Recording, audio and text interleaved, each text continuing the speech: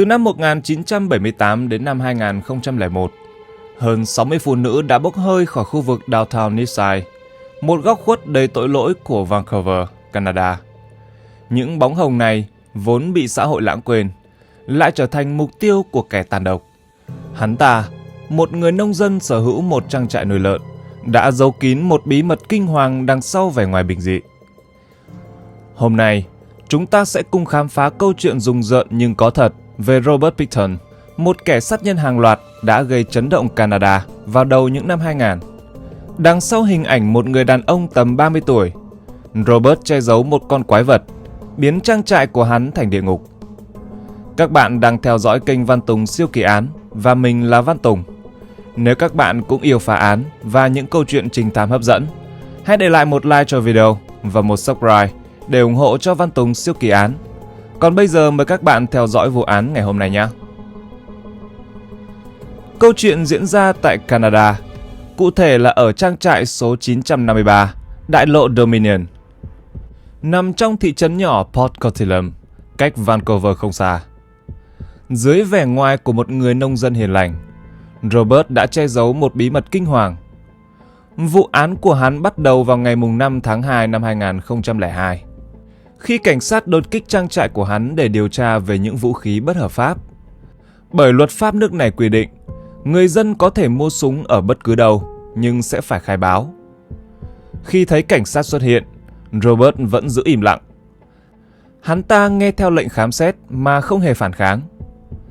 Tuy nhiên, vào thời điểm đó, hàng chục phụ nữ đã biến mất bí ẩn ở khu vực Downtown Eastside, khiến vụ án trở nên vô cùng nghiêm trọng. Trong quá trình khám xét trang trại của Robert, cảnh sát nhận được một manh mối quan trọng, mở ra một chương mới cho cuộc điều tra. Trang trại của Robert được chia thành nhiều khu vực, mỗi khu vực lại ẩn chứa những bí mật kinh hoàng. Ở góc dưới bên trái, một ngôi nhà nhỏ phục vụ nơi ăn trốn ở cho nhân viên. Còn Robert, hắn ta lại chọn sống trong một căn nhà di động cũ kỹ, nằm sát nhà kho. Theo mô tả của các nhân viên điều tra, bên trong căn nhà di động này chẳng khác nào một chuồng lợn, bốc mùi hôi thối, vật dụng vứt lung tung và vết đỏ loang lổ khắp nơi. Thậm chí, chiếc nệm của hắn cũng dính đầy máu. Phía bên phải trang trại, một nhà kho chứa đầy dụng cụ và máy móc. Và tất nhiên, không thể thiếu nhà kho lớn, nơi hắn nuôi những con lợn. Xung quanh trang trại, những đồ vật cũ kỹ vứt bỏ ngổn ngang, biến nơi đây thành một bãi rác khổng lồ. Nhìn từ trên cao, khung cảnh càng trở nên rùng rợn và đáng sợ hơn. Một sĩ quan cảnh sát được phân công khám xét căn nhà di động của Robert tìm thấy một chiếc túi thể thao cũ kỹ. Bên cạnh đôi giày chạy bộ, người ta còn phát hiện một vật dụng đáng chú ý. Một ống hít hen suyễn mang tên Serena Abotsway, một phụ nữ trẻ 29 tuổi đã mất tích bí ẩn từ tháng 8 năm 2001. Điều đáng nói là Serena từng là một người tích cực tham gia các hoạt động cộng đồng, kêu gọi tìm kiếm những phụ nữ mất tích. Bên trong căn phòng của Robert, cảnh sát phát hiện nhiều vật chứng đáng ngờ.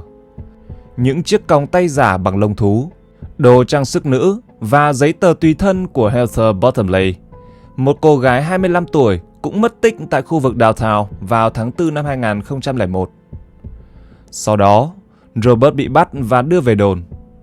Trong khi đó, các nhà điều tra vẫn tiếp tục khám xét kỹ lưỡng căn nhà di động của hắn và phát hiện một khẩu súng lục ổ quay được giấu kỹ ngay cạnh giường. Chiếc súng này đã được cải tiến một cách đáng sợ khi Robert gắn một dụng cụ vào đầu nòng. Thật kinh hoàng hơn khi cả trên khẩu súng và dụng cụ đó, các nhà khoa học tìm thấy ADN của Mona Wilson, một phụ nữ trẻ đã mất tích bí ẩn từ tháng 11 năm 2001. Việc tìm thấy bằng chứng này đã hé lộ một phần manh mối về số phận bi thảm của Mona và khiến người ta không khỏi rùng mình khi tưởng tượng những hành vi tàn bạo mà Robert đã gây ra. Tuy nhiên, Serena Abotsway, Heather Bottomley và Mona Wilson chỉ là 3 trong số rất nhiều nạn nhân của Robert. Trang trại của hắn thực sự là một địa ngục, nơi chứa đựng vô số bí mật đen tối khác. Khi cảnh sát khám xét kỹ hơn, họ phát hiện ra cả những dụng cụ đáng sợ như xô đông lạnh, tủ đông, bàn cắt và máy chế biến thịt. Những công cụ này đã được hắn sử dụng để thực hiện những hành vi tàn ác không thể tưởng tượng nổi.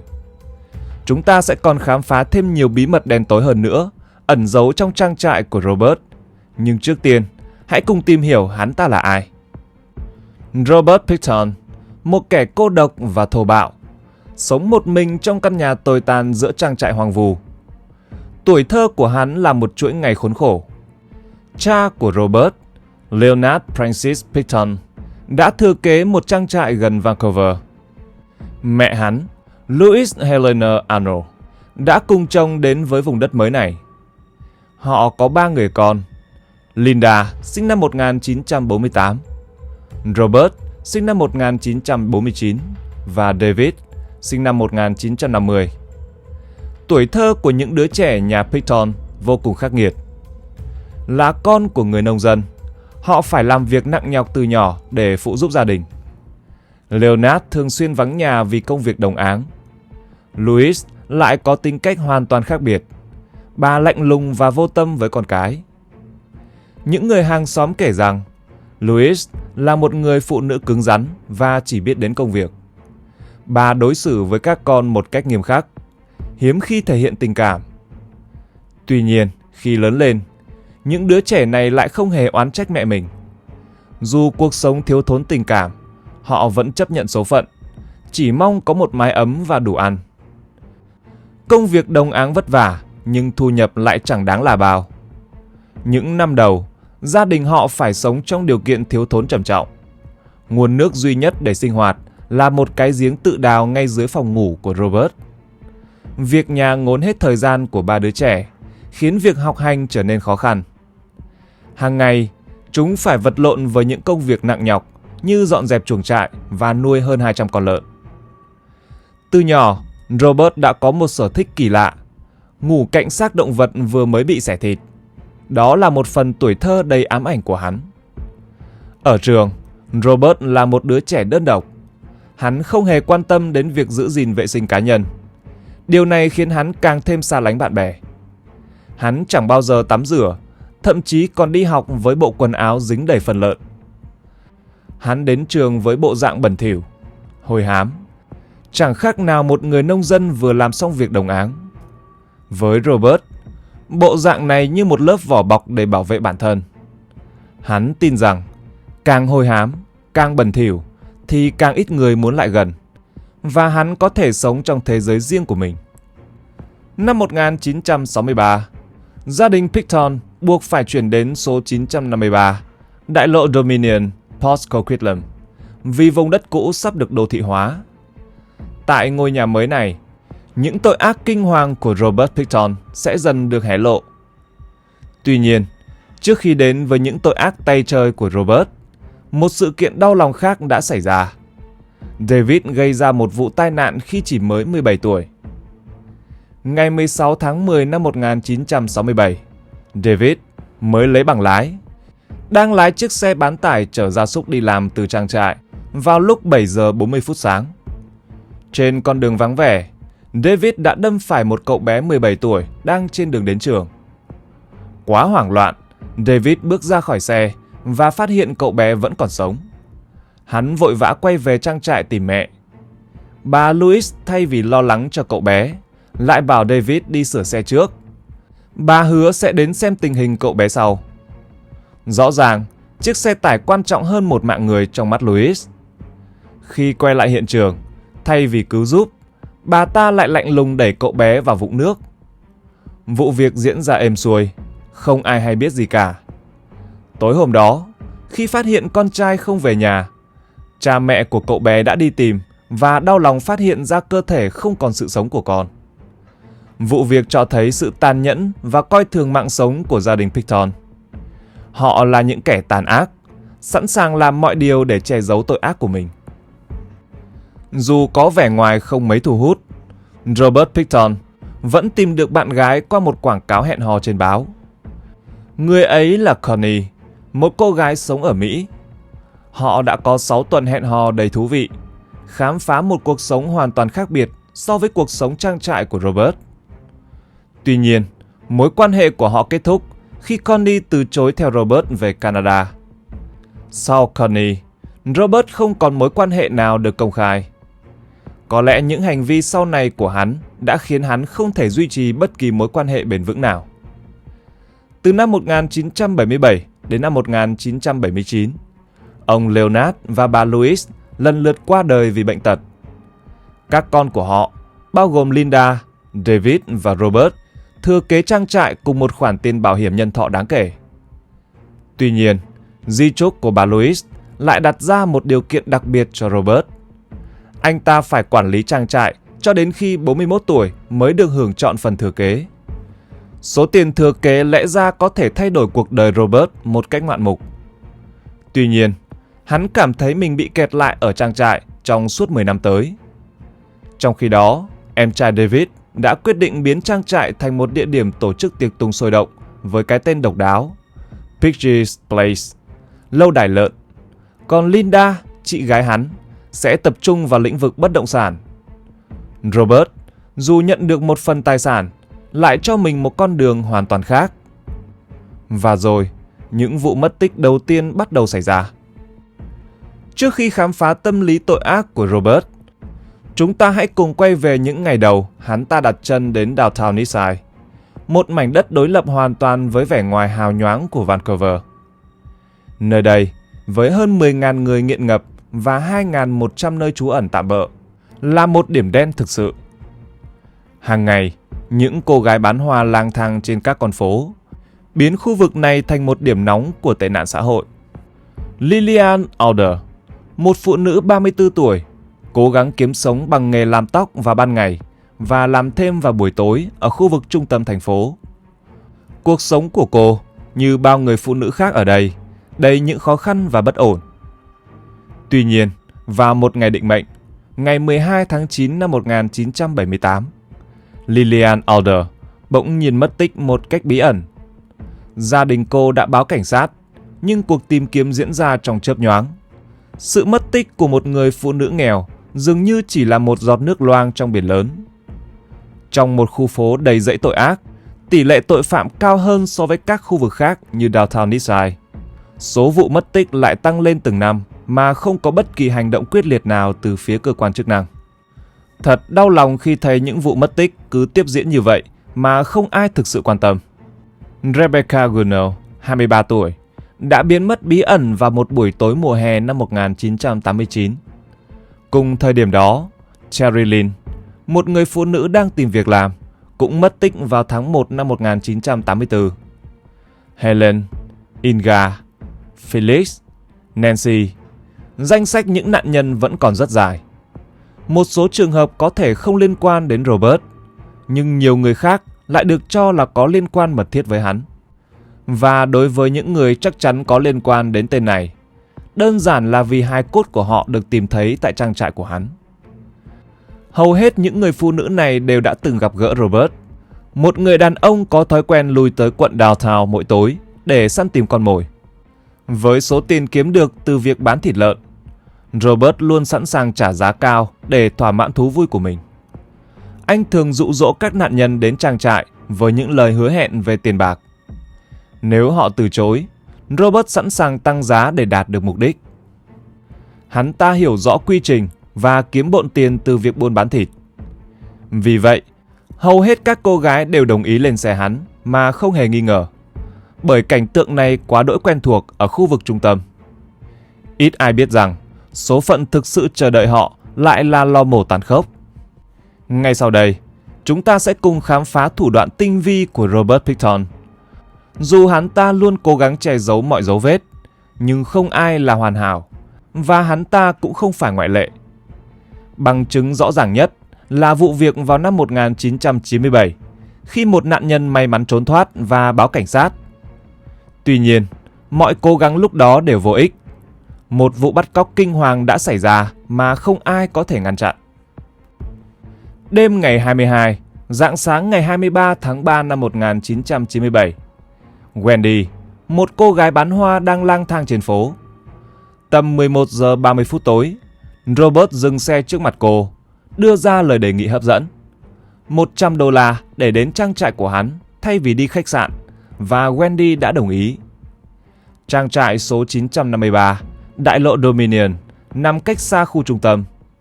Cô cảm nhận được sự cô lập và nguy hiểm. Trời mưa tầm tã, đường đất lầy lội. Robert bảo Wendy đợi trong xe. Hắn sẽ đi lấy ván gỗ để cô bước qua. Hành động ấy, trong bóng tối và mưa đêm, mang một vẻ giả tạo đến giận người.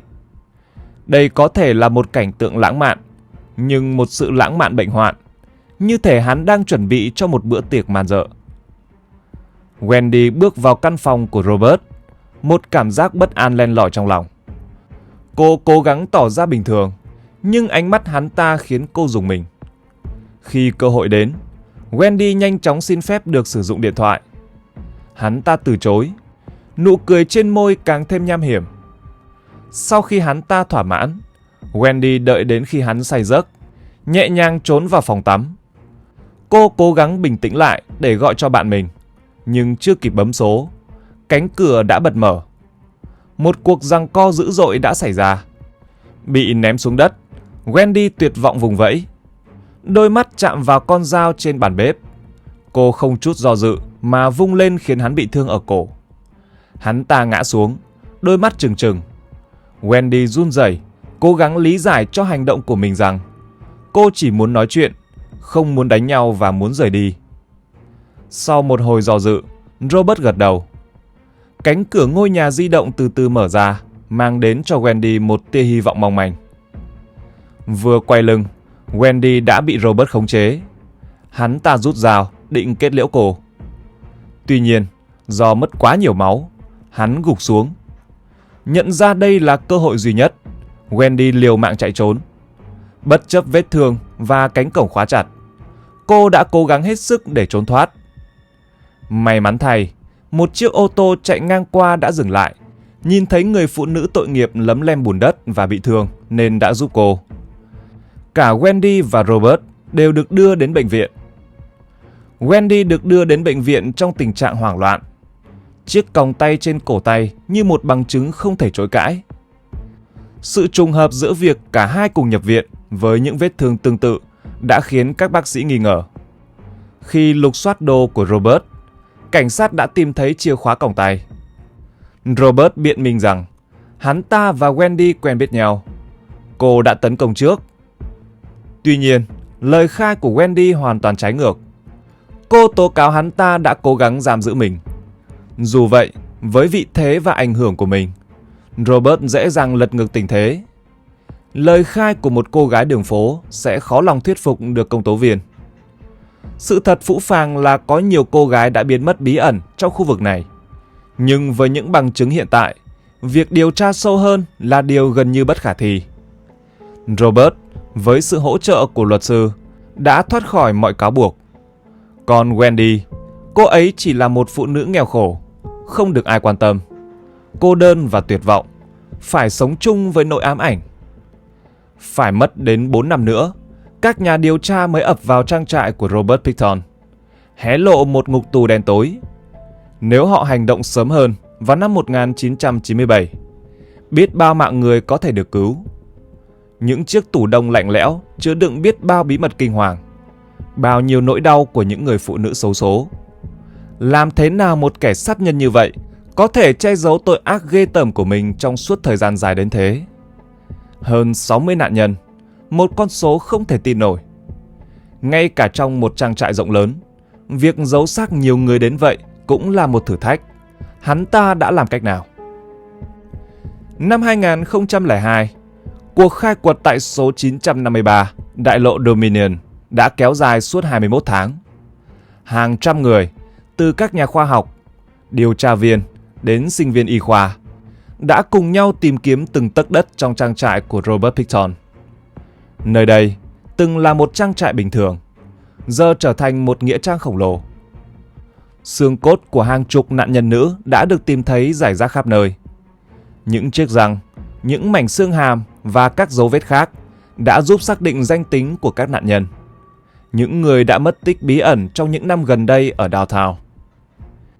Trong phòng lạnh bảo quản thịt, cảnh sát phát hiện nhiều xô chứa các phần cơ thể của những phụ nữ mất tích. Các tủ đông sẽ được kiểm tra kỹ lưỡng, đặc biệt là các cạnh bên trong. Các chuyên gia pháp y sẽ tiến hành xét nghiệm DNA trên những vị trí này.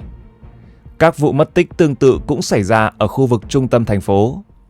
Theo ước tính, phần lớn cơ thể được đông lạnh khoảng 2 đến 3 tuần sau khi các nạn nhân tử vong. Nhưng một số lại bị để ngoài trời lâu hơn trước khi đưa vào tủ đông. Nhà máy chế biến thịt mà Robert từng sử dụng để xử lý thịt hư hỏng cũng đã được khám xét. Nhưng kết quả xét nghiệm DNA ban đầu không có gì khả quan. Về cơ bản, tại đây, người ta nghiền nát các động vật để làm thức ăn cho con người. Vì vậy, việc giấu một thi thể trong đống thịt nghiền này là điều hoàn toàn có thể. Mặc dù các chuyên gia chưa xác định được nguyên nhân qua đời do tình trạng cơ thể nạn nhân không còn nguyên vẹn, nhưng bằng chứng từ cuộc điều tra và lời khai của Wendy cho thấy Robert đã nhiều lần ra tay với phụ nữ tại trang trại của mình. Theo Wendy, Robert thường dùng vũ khí để khống chế và tấn công các nạn nhân ngay trên chiếc xe di động. Việc phát hiện một khẩu súng đặc biệt tại trang trại càng củng cố thêm nghi vấn về những hành vi tàn bạo của hắn. Một lời khai quan trọng khác đến từ Bill Hickox vào năm 1999 đã hé lộ thêm những hành vi tàn ác của Robert. Theo lời Calloway, bạn của anh ta là Lynn Ellingson đã chứng kiến một sự việc kinh hoàng liên quan đến Robert. Khi đang ngủ trong xe của Robert, Lynn đã nghe thấy tiếng kêu cứu và nhìn thấy hắn cùng một người phụ nữ bị thương và đang bị còng tay đi về phía nhà kho. Sau đó, Lynn lấy hết can đảm tiến vào nhà kho. Lynn phát hiện ra người phụ nữ bị treo trên móc lợn và đang bị Robert cưỡng ép một cách dã man. Từ đó, Bill Hickox tin rằng Robert đã ra tay với nhiều phụ nữ theo cách tương tự như cách hắn ta đối xử với gia súc. Bill Hickox cũng tiết lộ một chi tiết đáng sợ khác. Trong một lần đến thăm trang trại, Robert đã mời anh ta ăn thịt lợn. Tuy nhiên, với kinh nghiệm làm việc trong ngành, Bill Hickox nhận ra ngay loại thịt mà Robert phục vụ có kết cấu và mùi vị rất lạ, hoàn toàn khác biệt so với thịt lợn. Sự nghi ngờ ngày càng tăng lên khi anh tình cờ nhìn thấy những túi rác lớn có kích thước bằng cơ thể con người trong phòng lạnh của trang trại. Lynn Ellingson đã được triệu tập để làm rõ những lời khai trước đó. Tuy nhiên, vì quá sợ hãi, cô có thể đã phủ nhận mọi điều đã chứng kiến và từ chối hợp tác với cảnh sát. Điều này một phần là do sự thờ ơ của cơ quan điều tra. Họ dường như không thực sự quan tâm đến số phận của những người phụ nữ mất tích, đặc biệt là khi các vụ việc xảy ra trước năm 2000. Robert Pickton chỉ bị bắt vào năm 2002 vì một lý do hoàn toàn khác. Đó là cất giữ vũ khí bất hợp pháp trong trang trại, không liên quan đến các vụ án mạng. Trong thời gian chờ đợi, không có gì đảm bảo rằng Robert sẽ tự thú. Việc bắt giữ anh ta chủ yếu dựa trên những bằng chứng vật chất tìm thấy tại trang trại và sự hoảng loạn của Robert khi biết rằng các lời khai chống lại anh ta đang dần được công khai. Có thể, Robert sẽ phủ nhận tất cả những cáo buộc một cách quyết liệt. Hắn sẽ khẳng định mình hoàn toàn vô tội, không hề liên quan đến các vụ mất tích và sát hại người. Robert sẽ đổ lỗi cho một thế lực bí ẩn nào đó đã cố tình hãm hại mình, đặt những bằng chứng giả mạo để vu khống và chiếm đoạt trang trại. Hắn sẽ cho mình là nạn nhân của một âm mưu nhằm tước đoạt tài sản và danh tiếng. Trở lại phòng giam, Robert đã phải đối mặt với một thử thách mới. Một tù nhân bí ẩn, thực chất là một cảnh sát ngầm, đã tiếp cận và kết thân với hắn. Với vẻ ngoài thân thiện, người này đã kích bác Robert bằng những câu nói như: "Mày đã lấy mạng bao nhiêu người rồi? 10, 20 hay 30? Đáng ngạc nhiên, Robert không hề tỏ ra sợ hãi mà còn khoe khoang về số lượng nạn nhân và chia sẻ những chi tiết rùng rợn về cách phi tang họ. Trong phiên tòa diễn ra vào ngày 30 tháng 1 năm 2007, Robert Pickton đã phủ nhận hoàn toàn mọi cáo buộc. Với sự tư vấn của đội ngũ luật sư tài năng, hắn đã xây dựng một bức tường phòng thủ vững chắc, khẳng định mình là nạn nhân của một âm mưu. Việc chứng minh tội ác của Robert vô cùng khó khăn, bởi hắn đã không thừa nhận bất cứ điều gì, và các bằng chứng vật chất không đủ để kết tội hắn một cách thuyết phục. Phiên tòa đã trở nên phức tạp hơn khi các chuyên gia trình bày bằng chứng khoa học cho thấy có tới 80 hồ sơ DNA không xác định được tại trang trại. Điều đáng chú ý hơn là số lượng DNA nam giới và nữ giới tương đương nhau. Thêm vào đó, các đoạn video ghi lại lời thú tội của Robert về phương pháp ra tay lấy mạng nạn nhân càng củng cố cáo buộc. Tuy nhiên, một tình tiết mới đã xuất hiện. Đó là việc tìm thấy DNA của một người đàn ông lạ trên một số hài cốt. Điều này đặt ra nghi vấn về sự tồn tại của một đồng phạm, hoặc thậm chí là khả năng Robert bị oan. Ngay cả một số phụ nữ thường xuyên lui tới trang trại cũng bị nghi ngờ là đồng phạm. Mặc dù các bằng chứng dường như đang chống lại Robert, nhưng sự xuất hiện của những yếu tố mới này đã tạo ra một tình huống khó lường, khiến vụ án trở nên phức tạp hơn bao giờ hết. Cuối cùng, Robert đã phải đối mặt với 27 cáo buộc gây án mạng trong số hơn 60 vụ mất tích. Mặc dù con số này chưa phản ánh toàn bộ tội ác mà hắn đã gây ra, nhưng một bản án chung thân vẫn là một hình phạt thích đáng. Trong suốt phiên tòa, nhiều nhân chứng đã đưa ra những lời khai cho thấy Robert có những hiểu biết sâu sắc về các phương pháp lấy mạng người và phi tang họ, điều mà một người bình thường không thể có được. Sau 10 ngày nghị án, vào ngày 12 tháng 12 năm 2007, bồi thẩm đoàn cuối cùng cũng đưa ra phán quyết. Robert Pickton, khi đó 58 tuổi, không bị kết tội gây án mạng cấp độ 1 như cáo trạng. Tòa án nhận định rằng các vụ án mạng không được thực hiện với ý định trước. Thay vào đó, hắn bị kết tội 6 tội danh gây án mạng cấp độ 2, tức là những vụ án mạng xảy ra trong tình huống ngẫu nhiên, không có kế hoạch. Với bản án này, Robert Pickton sẽ phải đối mặt với án tù chung thân. Tuy nhiên, hắn có thể được xét ân xá sau 25 năm. Gia đình các nạn nhân đã lên tiếng sau phán quyết, thừa nhận rằng bản án này, dù không phải là điều họ mong đợi nhất, vẫn là một sự công bằng nhất định cho người thân của họ. Một đại diện của bang đã lên tiếng mạnh mẽ, khẳng định rằng hành vi của Robert Pickton là một chuỗi tội ác kinh hoàng. Mỗi vụ án mạng đều mang dấu ấn của sự tàn bạo và vô nhân tính. Ông nhấn mạnh rằng các nạn nhân, dù có hoàn cảnh khó khăn, vẫn là những thành viên của cộng đồng và họ xứng đáng được tôn trọng. Một tiết lộ gây sốc đến từ Phó Cảnh sát trưởng Vancouver, Doug Lepard, đã phơi bày những sai lầm nghiêm trọng trong quá trình điều tra ban đầu. Ông thừa nhận rằng Robert Pickton đã trở thành đối tượng nghi vấn từ những năm 2000, nhưng không được cảnh sát chú ý đúng mức. Dù đã bị kết án, Robert vẫn khăng khăng cho rằng mình vô tội và đổ lỗi cho cơ quan thực pháp. Thậm chí, hắn còn xuất bản tự truyện để biện minh cho hành vi của mình. Mặc dù bị kết án tù chung thân, Robert vẫn có cơ hội được thả tự do có điều kiện vào năm 2032 khi hắn 83 tuổi. Điều này chắc chắn sẽ gây ra nhiều tranh cãi trong dư luận. Trang trại của Robert đã được mua kể từ đó, nhưng bóng ma của những tội ác kinh hoàng vẫn ám ảnh mảnh đất này và cả cộng đồng. Mặc dù kẻ thủ ác đã bị trừng phạt, nhưng những vết thương lòng của các gia đình nạn nhân và nỗi ám ảnh về một thời kỳ đen tối sẽ còn in sâu trong ký ức của nhiều người. Vụ án đã để lại những bài học sâu sắc về sự quan trọng của việc lắng nghe tiếng nói của những người yếu thế và sự cần thiết phải cải thiện hệ thống bảo vệ phụ nữ. Bạn có suy nghĩ gì về câu chuyện hôm nay? Hãy để lại ý kiến ở phần bình luận bên dưới để cùng thảo luận nhé! Và trước khi rời đi, đừng quên để lại một like, một subscribe và bật chuông thông báo để tiếp tục theo dõi những vụ án hấp dẫn trên kênh Văn Tùng Siêu Kỳ Án. Còn bây giờ, xin kính chào tạm biệt và hẹn gặp lại các bạn trong các video tiếp theo.